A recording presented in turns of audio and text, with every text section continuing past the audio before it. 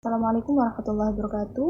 Yang terhormat Ustadz Ali Kadarisman selaku dosen pengampu mata kuliah Tarikh Tasyrik, dan yang saya hormati teman-teman yang ada dalam kelas Tarikh Tasyrik kelas E tercinta ini. Puji syukur alhamdulillah senantiasa kita haturkan kepada Nabi kita Muhammad SAW yang telah membimbing kita dari jalan yang gelap menuju jalan yang terang benderang. Di sini saya Akmalatus Syarifah sebagai moderator sekaligus pemateri kedua yang akan memimpin acara presentasi pada hari ini. Judul dalam presentasi hari ini yakni Legislasi Hukum Islam di Indonesia yang akan dipresentasikan oleh saya sendiri Akmalatus Syarifah dengan NIM 200202110165. Kemudian rekan saya yakni Baik Rizkiana Soleha dengan NIM 200202110176. Yang terakhir yakni rekan saya Ainur Rahma dengan NIM 200202110178. Untuk pemateri pertama yakni Ainur Rahma, waktu dan tempat kami persilahkan. Assalamualaikum warahmatullahi wabarakatuh. Saya Ainur Rahma sebagai pemateri pertama akan menjelaskan tentang teori pemberlakuan hukum Islam di Indonesia. Yang pertama, teori Rectitude in Capriccio. Periode penerimaan hukum Islam secara penuh adalah periode di mana hukum Islam diberlakukan sepenuhnya oleh orang-orang Islam sebagai pegangan dalam kehidupan beragama. Sebelum Belanda datang ke Indonesia, hukum Islam telah banyak juga didirikan lembaga-lembaga peradilan agama. Lembaga-lembaga peradilan agama ini didirikan di tengah-tengah kerajaan atau kesultanan dalam rangka membantu dalam penyelesaian masalah-masalah yang ada hubungannya dengan hukum Islam. Di mana waktu itu hukum perkawinan dan hukum kewarisan Islam telah menjadi hukum yang hidup dan berlaku di Indonesia. Walaupun bangsa Belanda mulai menguasai sebagian wilayah Nusantara Indonesia, akan tetapi hukum Islam, hukum perkawinan dan hukum kewarisan tetap berjalan dan diakui oleh bangsa Belanda. Bahkan oleh Belanda dibuatlah berbagai kumpulan hukum sebagai pedoman bagi para pejabat dalam menyelesaikan masalah-masalah hukum rakyat pribumi. Yang kedua, teori resepsi. Periode penerimaan hukum Islam oleh hukum adat yang dikenal dengan teori resepsi adalah periode di mana hukum Islam baru diberlakukan apabila dikehendaki atau diterima oleh hukum adat. Sehingga dapat dikatakan bahwa teori ini menentang teori yang telah berlaku sebelumnya, yaitu teori Rectitude in Capriccio. Teori ini dikemukakan oleh Christian Snell, yakni penasehat pemerintah Hindia Belanda dalam usaha Islam, dalam urusan Islam dan bukan Bumi Putra. Kemudian teori resepsi ini oleh Snell diberi dasar hukum dalam Undang-Undang Dasar Hindia Belanda yang menjadi pengganti RR yang disebut Wet of the Stars Signing One Netherlands Indi yang disingkat YS yang diundangkan pada tahun 1929. Dalam kenyataannya, agar tidak menimbulkan diskriminasi hukum, maka menurut dasar proklamasi kemerdekaan 17 Agustus 1945 dan berlakunya UUD 1945, maka teori resepsi ini telah kehilangan dasar hukumnya. Al-Zairin mengemukakan bahwa setelah Indonesia merdeka dan UUD 1945 sebagai dasar negara, maka meskipun aturan peralihan menyatakan bahwa hukum yang lama masih berlaku selama jiwanya tidak bertentangan dengan UUD 1945, seluruh peraturan perundang-undangan pemerintah Belanda yang berdasarkan teori resepsi tidak berlaku lagi karena jiwanya bertentangan dengan UUD 1945. Ketiga, teori resepsi Ain. Teori resepsi Ain menyatakan bahwa pemberlakuan hukum Islam tidak harus didasarkan atau bergantung kepada hukum adat. Hukum Islam tidak sama dengan hukum adat, karena itu hukum adat tidak dapat dan tidak boleh dicampur aduk dengan hukum Islam. Menurut Al-Zairin, berdasarkan pasal 29 UUD 1945, negara berkewajiban membentuk hukum nasional yang didasarkan hukum agama, baik hukum Islam maupun hukum agama lain. Hukum-hukum peninggalan Hindia Belanda hanya dapat berlaku ketika tidak bertentangan dengan dasar tersebut. Oleh karena itu, seluruh peraturan perundang-undangan Hindia Belanda yang berdasarkan teori resepsi harus aid karena bertentangan dengan Quran dan hadis hukum agama, sehingga sudah tidak berlaku di Indonesia. Keempat, teori reseptio an contrario. Teori reseptio an contrario adalah kebalikan dari teori resepsi. teori ini oleh Hazairin dan Suyuti Tholib sebagai pematah teori resepti. Pada teori ini justru hukum adatlah yang berada di bawah hukum Islam dan harus sejiwa dengan hukum Islam, sehingga hukum adat baru dapat berlaku jika telah legalisasi oleh hukum Islam. Suyuti Tholib menyatakan bahwa dalam hukum perkawinan dan kewarisan bagi umat Islam berlaku hukum Islam. Hal ini sesuai dengan keyakinan cita-cita hukum dan cita-cita moralnya. Yakni teori ini mengemukakan bahwa hukum adat bisa berlaku bagi orang Islam manakala tidak bertentangan dengan hukum Islam. Dengan demikian, jelaslah bahwa teori resepsi akordion merupakan kebalikan dari teori resepti. Yang kelima adalah teori eksistensi. Teori eksistensi adalah teori yang menerangkan tentang adanya hukum Islam dalam hukum nasional Indonesia. Menurut teori ini, bentuk eksistensi keberadaan hukum Islam dalam hukum nasional itu ialah hukum Islam sebagai bagian integral dari hukum nasional. Kedua, kemandirian hukum Islam diakui kekuatan hukum nasional atau sebagai hukum nasional. Ketiga, norma hukum Islam berfungsi sebagai penyaring bahan-bahan hukum nasional Indonesia. Dan yang keempat, hukum Islam sebagai bahan utama dan unsur utama hukum nasional Indonesia. Berdasarkan teori eksistensi di atas, maka keberadaan hukum Islam dalam tata hukum nasional merupakan suatu kenyataan yang tidak dapat dibantah adanya. Bahkan, lebih dari itu, hukum Islam merupakan bahan utama atau unsur utama hukum nasional. Dan yang terakhir, teori Raikkonen. Teori Raikkonen adalah interpretasi secara kontekstual terhadap teks ayat-ayat Al-Quran. Kecenderungan masyarakat Islam memilih penerapan hukum adat daripada hukum waris Islam. Oleh karena hukum waris Islam dengan menerapkan penafsiran tekstual ternyata secara empiris dirasakan ketidakadilan. Selanjutnya yakni kondisi sosial politik hukum di Indonesia. Kompilasi Hukum Islam atau KHI terbentuk akibat adanya keberagaman acuan hukum yang digunakan oleh para ulama atau hakim dalam menentukan perkara yang didasarkan pada hukum Islam. Sehingga KHI muncul untuk mewujudkan usaha dalam menyelaraskan hukum Islam di Indonesia melalui Inpres nomor 1 tahun 1991 yang menjadi produk hukum baik sehingga dapat dijadikan pedoman dan pegangan oleh hakim atau ulama pengadilan agama di Indonesia untuk memutuskan perkara perkawinan, waris, dan wakaf. Secara politik, Islam yang berlaku di Indonesia tapi tidak sempurna semua bab, sehingga adanya pemberlakuan melalui instruksi presiden dan tidak terbentuk dalam undang-undang. Sedangkan secara historis, pendapat fikih termasuk dalam beberapa mazhab fikih di mana fikih tersebut mengandung kebenaran yang sifatnya dinamis dalam mengikuti dinamika perkembangan zaman. KHI secara keseluruhan terdiri dari 229 pasal yang dikelompokkan dalam 3 buku. Buku 1 mengenai tentang perkawinan yang terdiri dari 11 bab dan 170 pasal.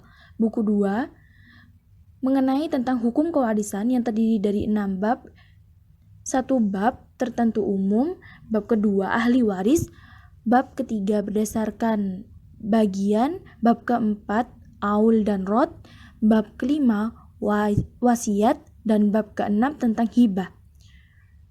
Buku kedua ini dimulai pada pasal 171 sampai pasal 214 atau terdiri dari 44 pasal. Dan yang terakhir dari buku ketiga yakni mengenai tentang hukum perwakafan yang terdiri dari 6 bab, dimulai dari pasal 215 sampai pasal 229 atau secara keseluruhan 15 bab. Penyusunan KHI menjadikannya sebagai hukum positif di Indonesia yang memiliki tujuan untuk yang pertama sebagai pelengkap pilar pengadilan agama, yang kedua sebagai bentuk penyamaran persepsi dalam menerapkan hukum. Yang ketiga, KHI diharapkan sebagai media untuk menjembatani atau mempersempit jurang perbedaan dalam masalah hukum perkawinan, kewarisan, dan perwakafan. Yang keempat, yakni untuk menghilangkan pemahaman yang menganggap bahwa hukum Islam atau hukum agama itu bersifat private affair atau urusan pribadi yang tidak bisa dicampur oleh orang lain, apalagi negara atau penguasa. Selanjutnya yakni proses legislasi hukum Islam di Indonesia sebelum kemerdekaan. Pada zaman penjajahan Belanda, hukum Islam diajarkan dengan nama Muhammad Ansrich yang sempat diteruskan ketika Indonesia merdeka. Adanya Reglement mulai tahun 1855 menjadi pengakuan tegas terhadap adanya hukum Islam tersebut, meskipun pada mulanya kedatangan Belanda tidak ada kaitannya dengan agama. Namun dalam perkembangannya, demi kepentingan kolonial, terjadi pergesekan dengan masalah hukum penduduk pribumi. Verenigd Oostindische Company atau Perusahaan Dagang Hindia Belanda atau VOC menerapkan hukum Belanda dan membatasi bidang hukum Islam dan mencari kepastiannya. Dengan adanya pergantian VOC dengan pemerintahan Hindia Belanda tahun 1800, usaha kepastian hukum Islam berjalan melalui penunjukan penasehat hukum Islam. Pada tahun 1808, Gubernur Jenderal Hindia Belanda, Daendels, mengeluarkan peraturan terhadap hukum Islam di daerah Jawa tertentu. Peraturan tersebut menetapkan kepala masjid atau penghulu wajib bertindak sebagai penasehat pengadilan negeri dalam perkara antara orang Islam. Pemerintah Hindia Belanda mengurangi kedudukan hukum Islam melalui para hakim Belanda.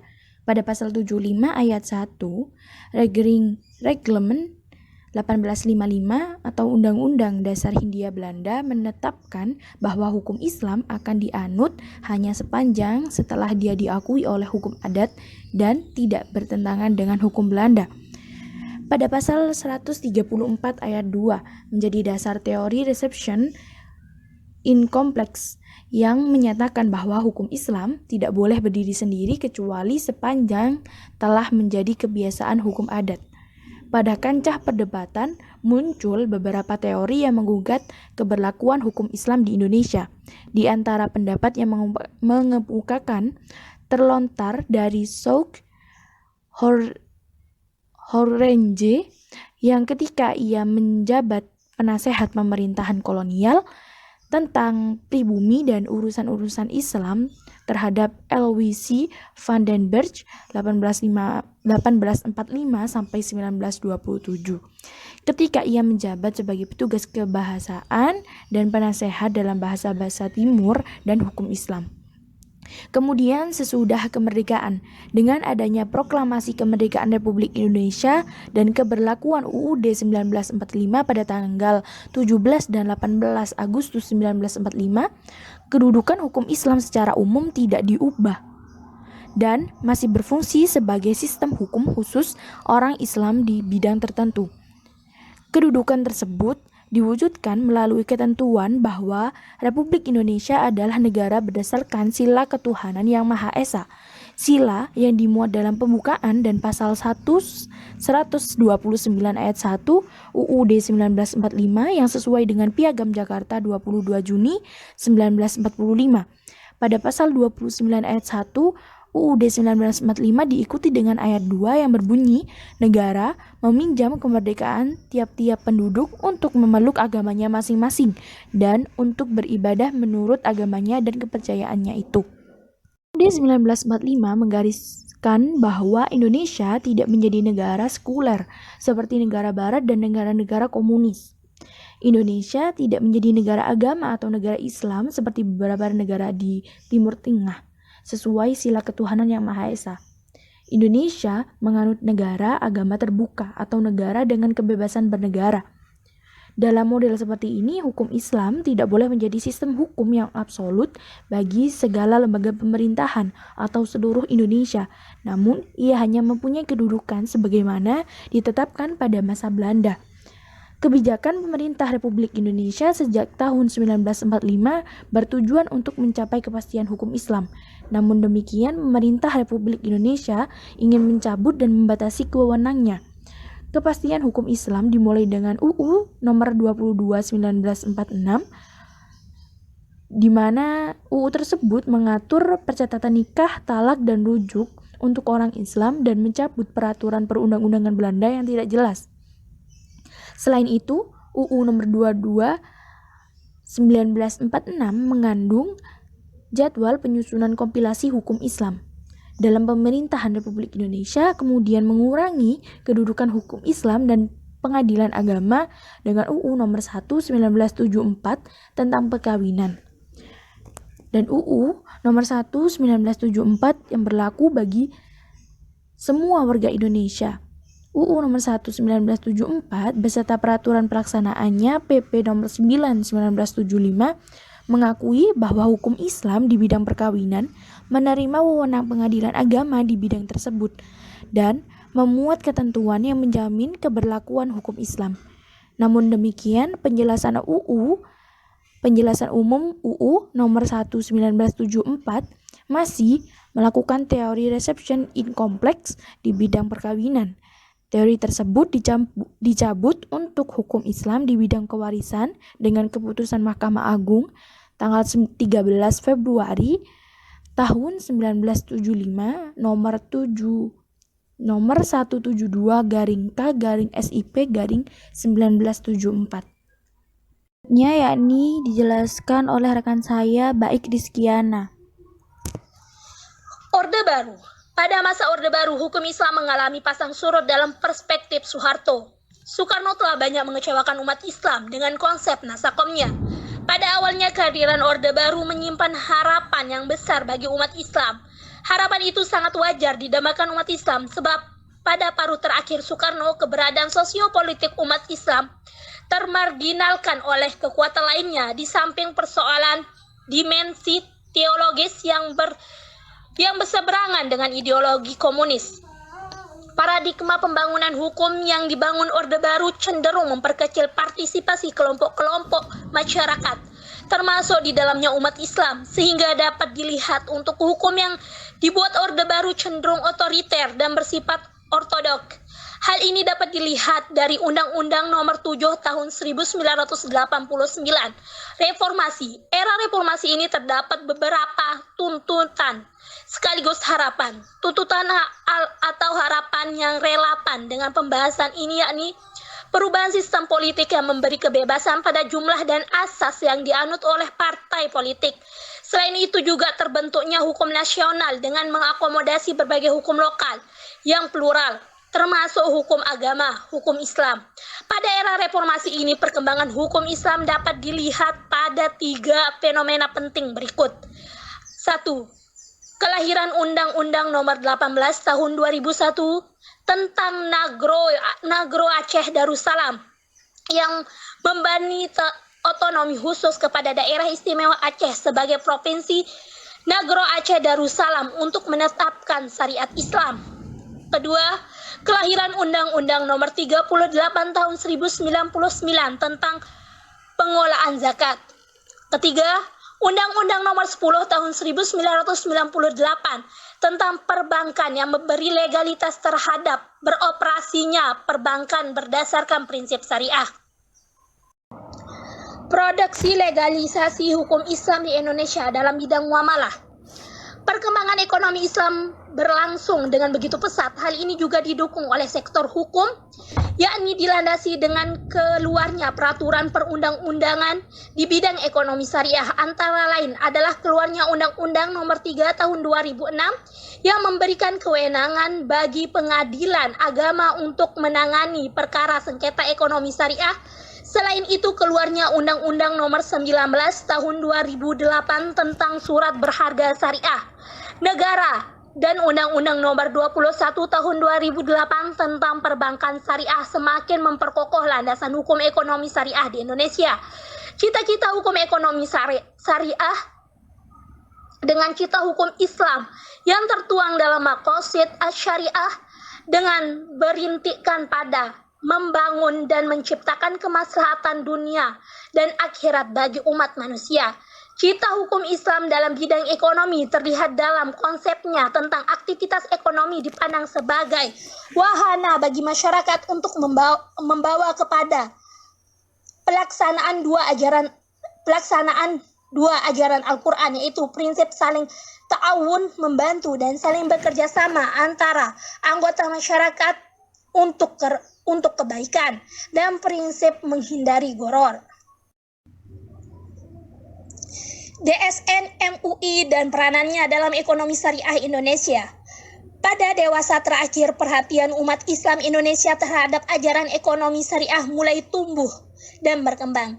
Hal tersebut disebabkan selain sistem ekonomi konvensional ternyata tidak memenuhi harapan, kesadaran umat Islam untuk syariah secara kapah atau menyeluruh dalam berbagai aspek kehidupan ternyata juga terus meningkat. Peran MUI dan MUI dalam kegiatan perbankan syariah telah terlegitimasi dalam ketentuan perundang-undangan nasional yang tercermin dalam ketentuan pasal 1 ayat 12 UU PS 21 tahun 2008 yang berbunyi, prinsip syariah adalah prinsip hukum Islam dalam kegiatan perbankan berdasarkan fatwa yang dikeluarkan oleh lembaga yang memiliki kewenangan dalam penetapan fatwa di bidang syariah.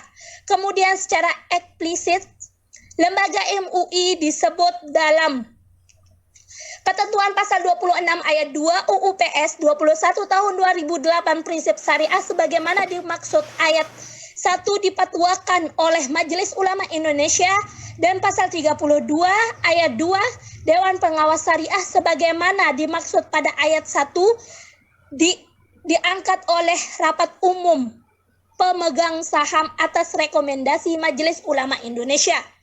Dalam menyikapi perkembangan perbankan syariah yang signifikan di Indonesia, maka dibutuhkan suatu perangkat peraturan perundang-undangan yang dapat memberikan kepastian hukum. Selain itu, diperlukan juga fatwa dari lembaga yang memiliki kompetensi tersebut, mengingat peran fatwa yang sangat strategis dalam mengisi kekosongan hukum formal di dalam undang-undang atau semacam. Terima kasih kepada Bapak dosen dan teman-teman atas perhatiannya. Kurang lebihnya mohon maaf. Wassalamualaikum warahmatullahi wabarakatuh.